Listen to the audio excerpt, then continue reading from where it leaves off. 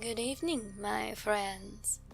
Are you here for another spooky story? Then come on in. Settle in now, for tonight I have quite the tale to tell. Are you ready? Good. Then let us begin. Pendulums. Not just pretty stones on New Age necklaces. These gems, often cut in the shape of triangles, have been used for centuries as part of divination equipment. For some, they seem to be less chancy equivalent to Ouija boards, with some believing that using a crystal pendulum and letterboard is less likely to draw demons, as they supposedly draw upon one's own intuitions rather than from outside sources. Still others use them to detect and improve the auric energies from various chakras, or as an alternative to dowsing rods in order to find hidden things. Still others simply prefer to keep them as talismans of good fortune.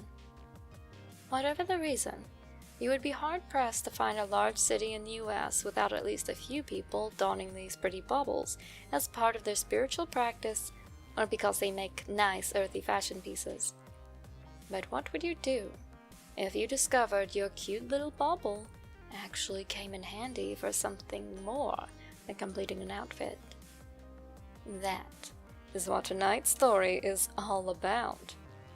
I also have some video and photographic evidence for you all included later in the video for those that would like visuals. So gather round and listen well to Snatching a Specter.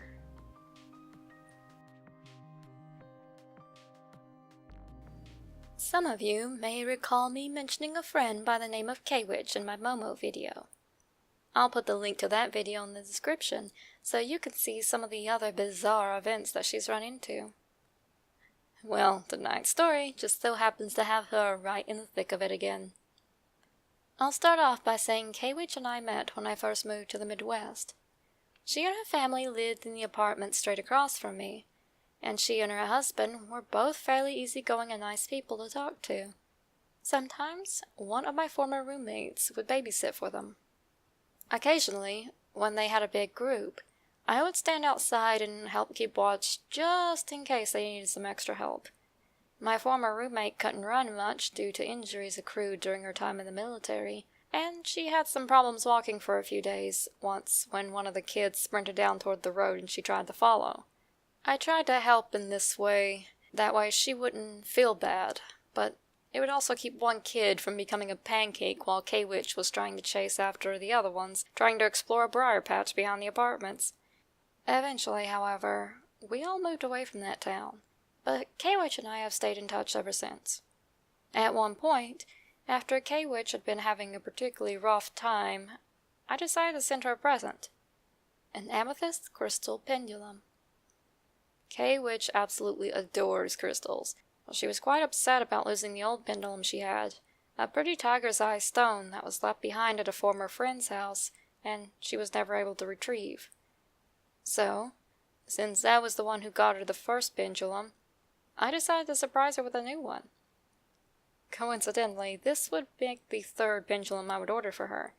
The first I had sent to me, as K-Witch was in the process of moving and didn't have her new address set up yet. Since it arrived broken, I just kept it and ordered a different one sent straight to her once she settled in. Thankfully, it made it there intact. So once the second one was lost, I reordered a new amethyst one like I had initially intended to give her. Thankfully, it arrived unscathed too. As expected, this made her super happy. She instantly sent me the picture once she got it out of the package, which is the photo that I will be using for most of this video. Looks like third time was the charm, I figured. Our lives went on like normal for the next couple of months, until one evening, when she contacted me. I answered the phone, and the first thing I hear was as follows. "That pendulum you sent me a few months ago? Something really strange just happened with it." K-Winch went on to tell me that she'd been FaceTiming a friend of hers the prior evening. Somehow, the conversation turned to ghosts, and the other woman began talking about an ongoing personal experience. According to her, ever since she was about 16 years old, something had been following her around. Something that could, to an extent, interact with the corporeal realm. It wasn't malicious by any means. Impish would be a more appropriate term for it. For example, it would knock things off tables now and then, but never anything that would break or hit anyone nearby.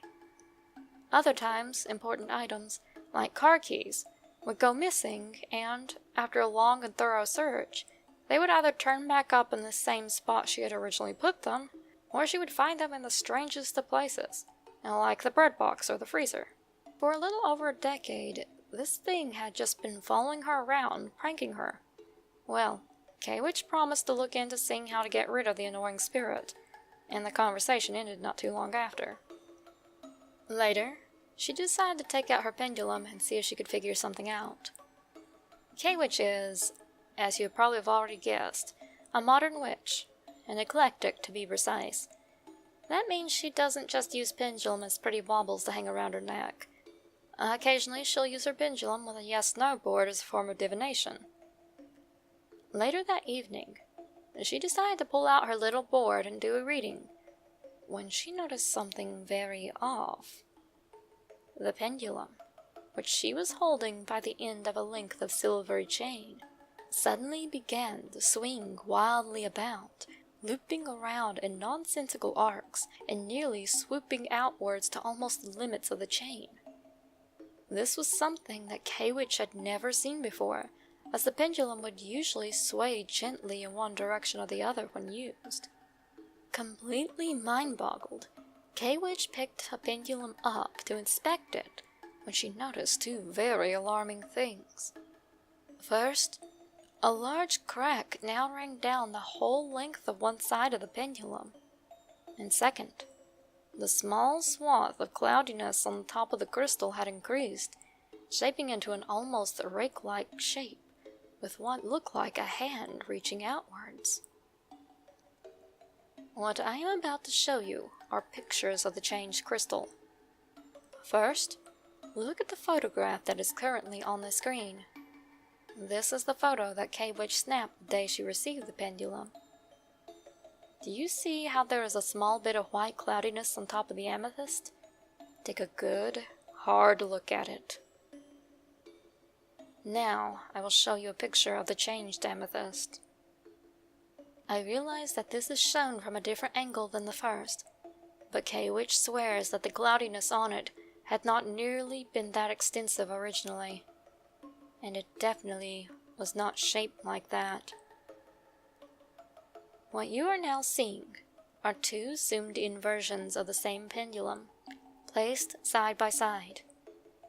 The latest version is also marked, with the red arrow pointing toward the hand shape, and the white arrow pointing toward what appears to be a head. Apparently, this had spooked K-Witch enough that she put the stone to the side for a few hours, trying to figure out what was wrong with it. By the time she returned, the stone had begun to cloud over.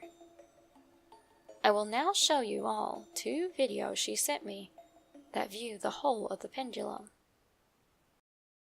See, it was pretty solid before, now it has like these cracks and stuff throughout the whole side. And there it is. It's more clouded now, but you can still see the face. And when I turned it to the side, sorry, Facebook videos cut you off after 30 seconds. See, there's a big crack there now. And then, like, let's see if I can do it. It's gotten, like, super cloudy. Yeah, see? It's, like, even clouded there. I used to be able to see right through that to see the head of the face. The word figure gets cut off, but it's quite clear what K-Witch was planning on saying. I did a side-by-side comparison, and while it is possible that some of the figure shape was already there before, and perhaps something had caused it to cloud and crack inside naturally, perhaps cold weather or exposure to cleaning chemicals on K-Witch's hands, none of that explained what K-Witch's friend told her when she contacted her several weeks later. When, upon my urging, K-Witch asked the woman about the state of the unusual paranormal activity in her house. The woman answered, "That's why I'm calling you. Whatever you did, it worked. It's never gone more than a few days without doing something. After that night we last spoke, I haven't had anything strange happen since." And that, my friends, is the story of how my friend K-Witch accidentally caught a restless spirit.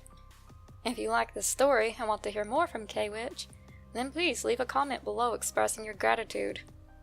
Maybe one of these days I can convince her to get on YouTube too, but that likely won't happen unless I can get a big show of support from all of you awesome folks out there. Please like this video and share it with all of your friends. Subscribe and hit the notification bell too. That way you can catch your latest spooky fix the moment it comes out. If you want me to bring you more quality spooky content more often, then head on over to my Patreon page at patreon.com/phantasmalpoppy. Even pledging $1 a day helps your humble narrator pay her bills, so for those of you that do, you have my sincerest thanks. Good night, and see you all real soon.